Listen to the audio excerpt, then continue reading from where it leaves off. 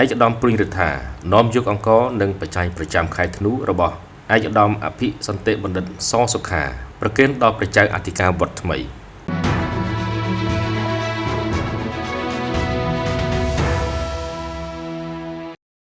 នៅថ្ងៃអង្គារទី30ខែធ្នូឆ្នាំ2025នេះឯកឧត្តមព្រួញរដ្ឋាទីប្រឹក្សាឯកឧត្តមអភិសន្តិសសុខានិងជាប្រធានមន្ទីរសាធារណការនិងដឹកជញ្ជូនខេត្តបាត់ដំបងនិងក្រុមការងារបាននាំយកបច្ច័យចំនួន$400និងអង្គចំនួន1តោនប្រគេនដល់ព្រះចៅអធិការវត្តថ្មីហៅថាវត្តដំណាក់លួងស្ថិតនៅក្នុងភូមិដំណាក់លួងសង្កាត់វត្តគោក្រុងបាត់ដំបងឯកឧត្តមព្រួញរដ្ឋាបានបញ្ជាក់ថាបច្ច័យចំនួន$400និងអង្គចំនួន1តោនដែលឯកឧត្តមនិងក្រុមការងារបាននាំយកប្រគេនជូនព្រះចៅអធិការវត្តនាពេលនេះគឺជាអំណោយដ៏ថ្លៃថ្លារបស់ឯកឧត្តមអភិសន្តិបណ្ឌិត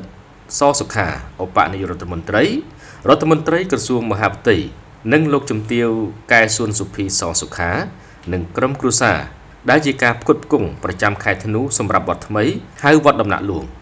ឯកឧត្តមបានបញ្ជាក់ថារហូតមកដល់ថ្ងៃនេះជាថ្ងៃទី26ស្មើនឹងជាង5ឆ្នាំហើយដែលឯកឧត្តមអភិសន្តិបណ្ឌិតសសុខានិងលោកជំទាវព្រមទាំងក្រុមគ្រួសារបានផ្ដល់បច្ច័យនិងអង្គប្រគេនដល់ព្រះចៅអធិការវត្តថ្មីសម្រាប់ចូលរួមផ្គត់ផ្គង់ថ្លៃទឹកភ្លើងនិងចង្ហាន់ព្រះសង្ឃសរុបចំនួន140អង្គ